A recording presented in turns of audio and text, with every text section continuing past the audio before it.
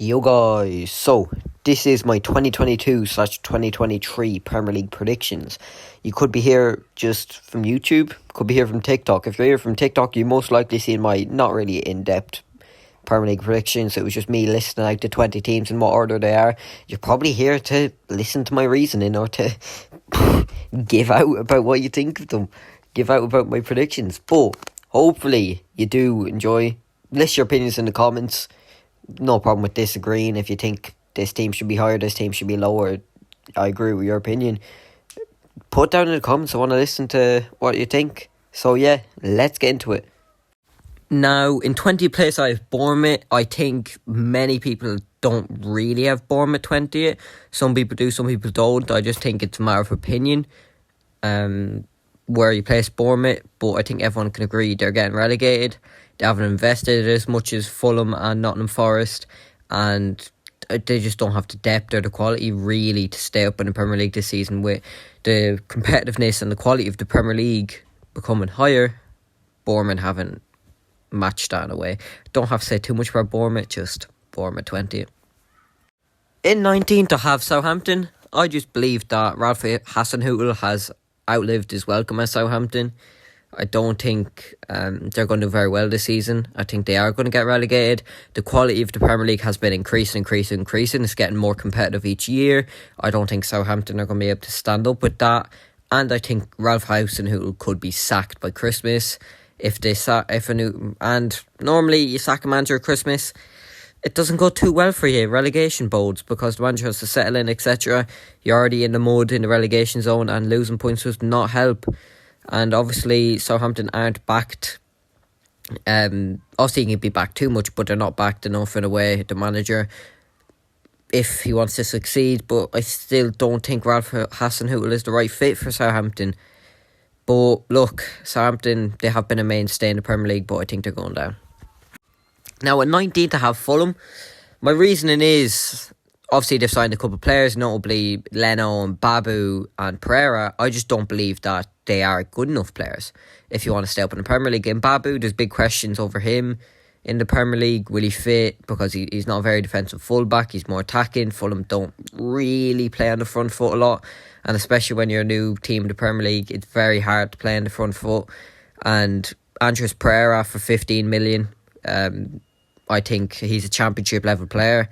I don't think he's going to do well for them. I just don't see, as a United fan, I've watched him for years, I just don't see how he's good enough really. And obviously Leno has a mistake in him, and conceding so many shots, will he be able to stand up to the test?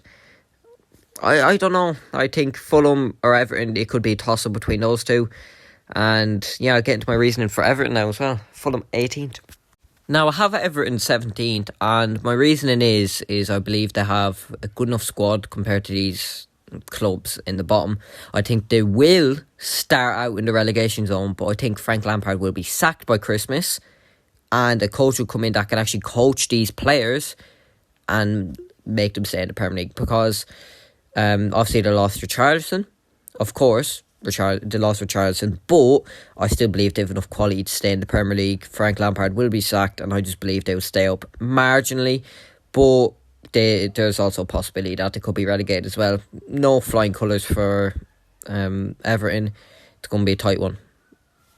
Now, I have Nottingham Forest 16th. One of my reasoning is I think they will stay up with obviously quality of player they've signed. But many of their prolific players last season were on loan, who are no longer at the club really, which is obviously they can be replaced. They've made signs to Jesse Lingard and Dean Henderson, for example. But it does take a while to integrate signings. When you have as many signings as Nottingham Forest has made, they don't just go in and play absolutely brilliant in the first game of the season. They take time to integrate. That's why they might have a shaky start. They might do brilliant at the start. They might finish higher, but I think they will be in the Premier League for the 2023-24 season. 16th, Forest. Now, in 15th, I have Brentford. I think they will stay up. Thomas Frank is a good coach, in my opinion. Can be a bit arrogant at times, but he's a good coach. They won't do as well as last season.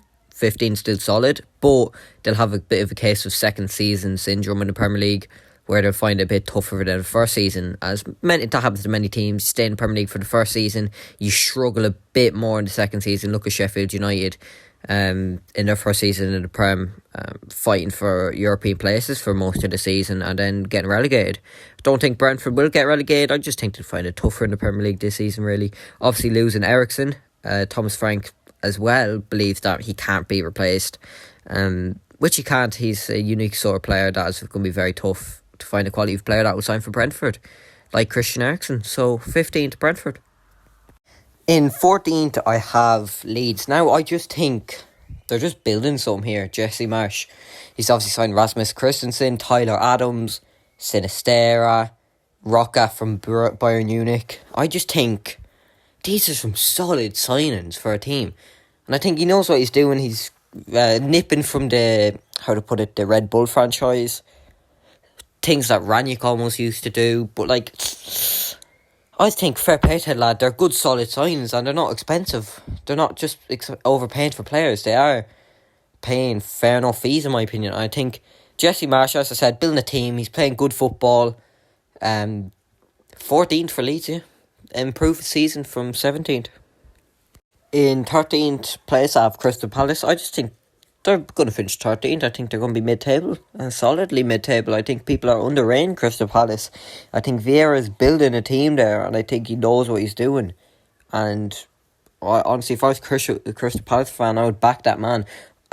They've signed, obviously, Decore from Lens, and they've signed this Chris Richards from Bayern Munich. I honestly do not know much about him. Can't say if he's good, can't say if he's bad. And besides Sam Johnstone and another, I think he was a Derby winger who joined on a free transfer. I don't know his name. But from what I've seen from Crystal Palace last season, not pre-season for some reason, because obviously they didn't bring the players in pre-season I think it's because of the vaccine rules, etc, etc. But yeah, I just see Crystal Palace comfortable 13th. 12th off Brighton. I think it's just a comfortable place for Brighton. Brighton are a solid team. They're a hard team to play against. Graham Potter has done a great job with them. He's made some players like nothing, I'd say. And he doesn't have a very big budget at all. They've only spent 17 million this transfer window. They have a few players returning from loan. Obviously, one of them's Undav, who got team of the season. If you play FIFA, I don't have a clue if he's actually solid. It's FIFA. I'm not going to base my knowledge off FIFA. But obviously, other than FIFA knowledge, with Undav, Brighton are just a solid team. Defensively, they're compact. Graham Potter's got them playing some nice football, especially for the players they have. Before Ten Hag, Pochettino were an option in the January, where we sacked the November we sacked Ollie. I was even saying maybe go for Graham Potter if you have to. But yeah, they have a great manager at the club. Even if you're an England fan, I'd even say Graham Potter to manage England instead of Gareth Southgate. But yeah, Brighton 12th.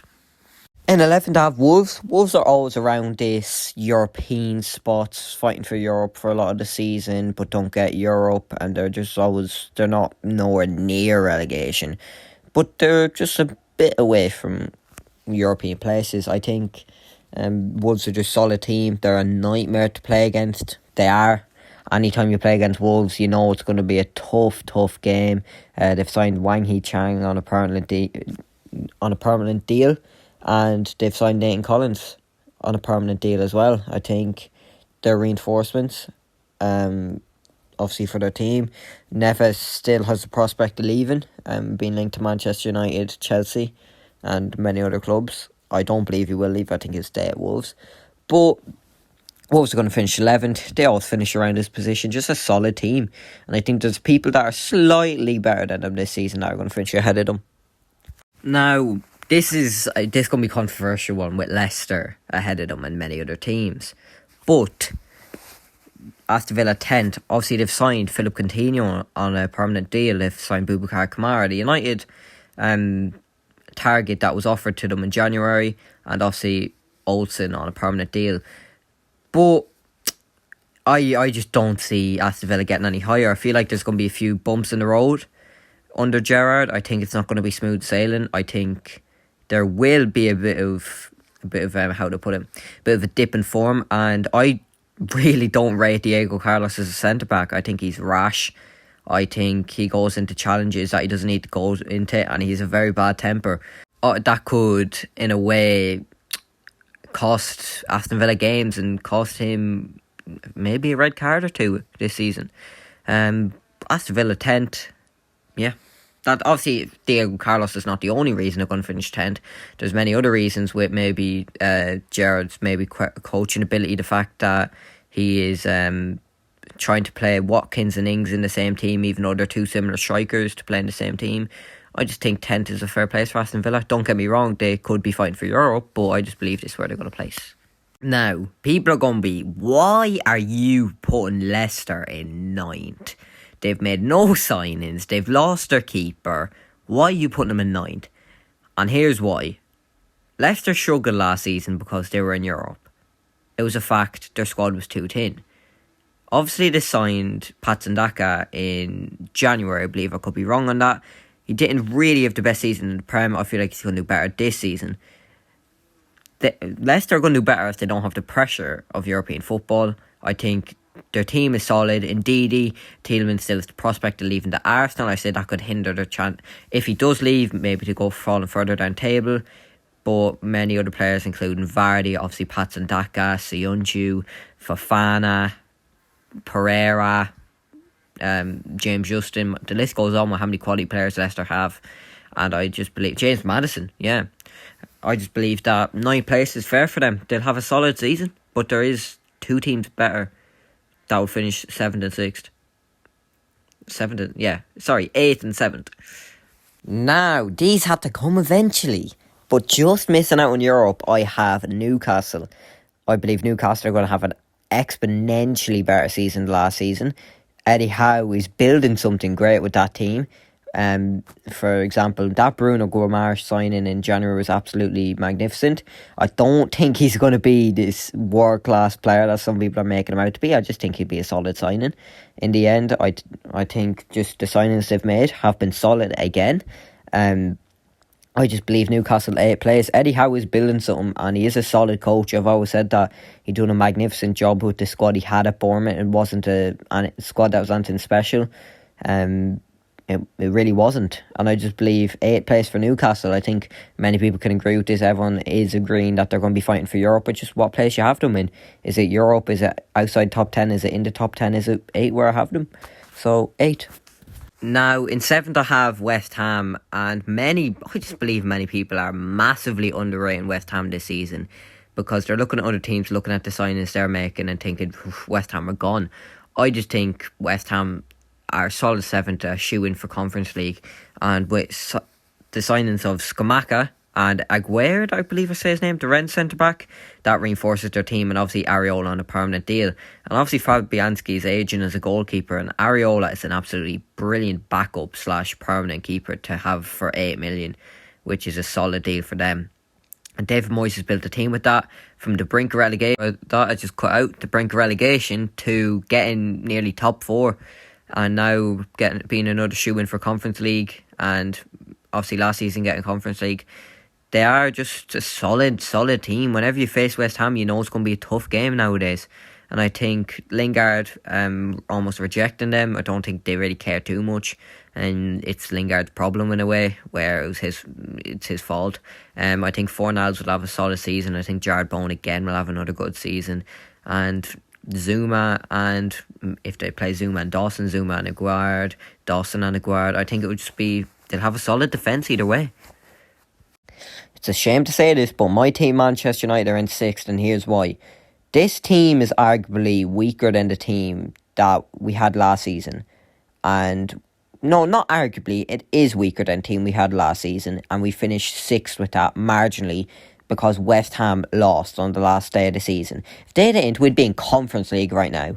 Like, just think about that. Imagine the downfall of this club if we were in the Conference League, right? That's one thing. This is going to be a long-ass rant. We have Paul Pogba, who left. We have Nemanja Matic, who left. We have Edison Cavani, who left. We have Alex Telles, who left. We have Jesse Lingard, who left. I agree, they needed to go, but would I take them back now in a heartbeat? I would take back all of them. Maybe not Telles, because we have backup in those positions, but I would, because we have no backup in those positions. Everyone could agree, those players, except Paul Pogba, are not good enough. They're not. But it's better to have nothing than something.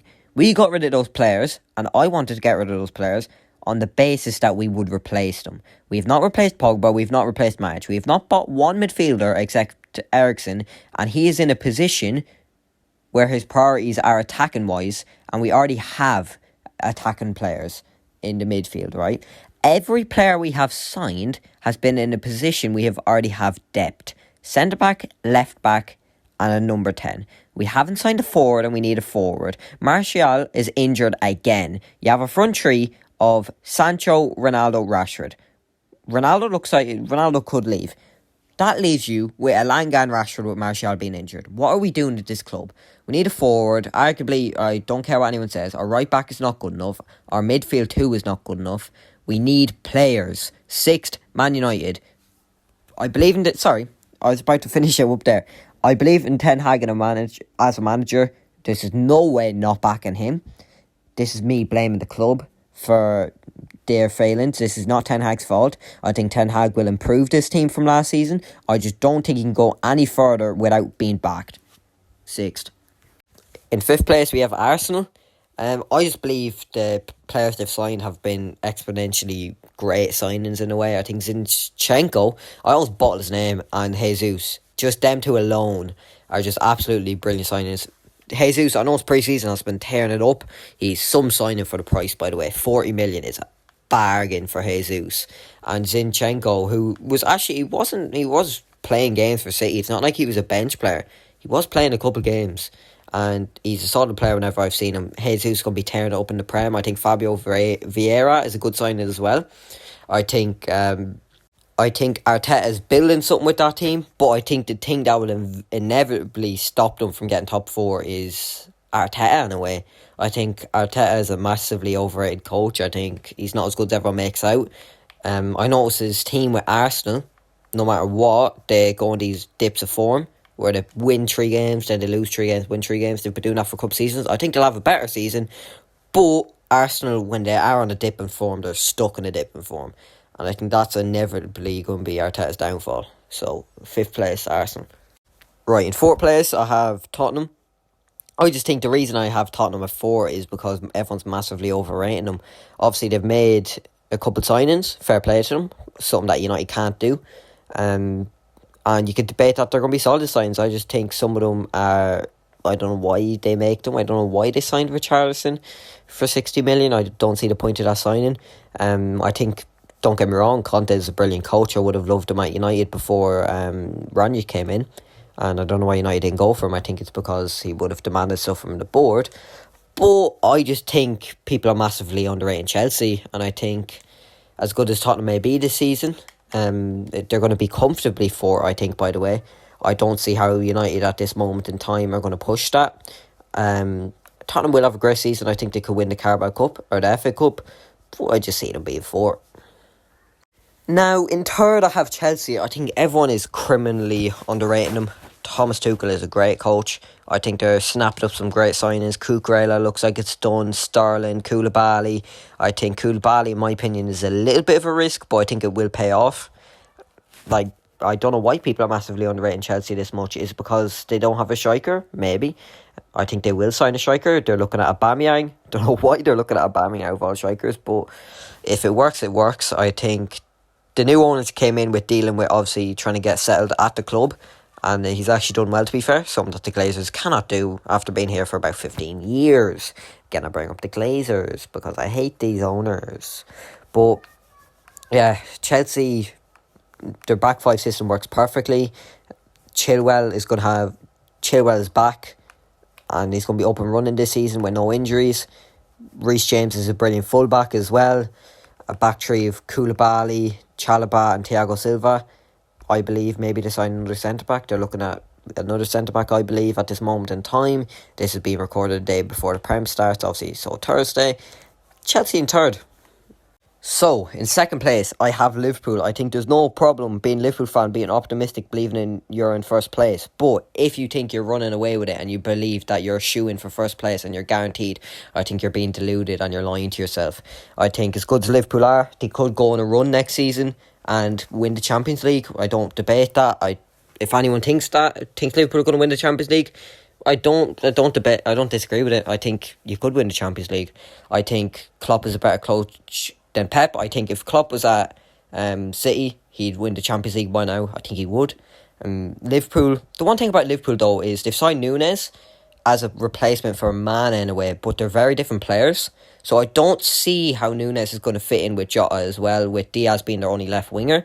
I think Núñez, don't get me wrong, I think he is a contender for the Golden Boot. I just don't really see why you'd sign him as, how to put it, a winger alternative for Mane in a way, when he's not a winger. Jota's not a winger, obviously, because as well, like, Jota's main source of goals last season was headed goals. And I think no matter his height, like, despite his height, he's done amazing as a striker for Liverpool to fill in that slot when originally he was a winger at Wolves. And I think just Liverpool going to have a fantastic season again, comfortably second. Fair play Klopp for what he's done at Liverpool since 2015-16. I think he's made that team from a mid-table team that was barely scraping Europa League to a team that is fighting for trophies. And I think Klopp deserves a lot of respect for that. And in my eyes, he's one of the best managers in the world. And I can admit that as a United fan. So Liverpool second.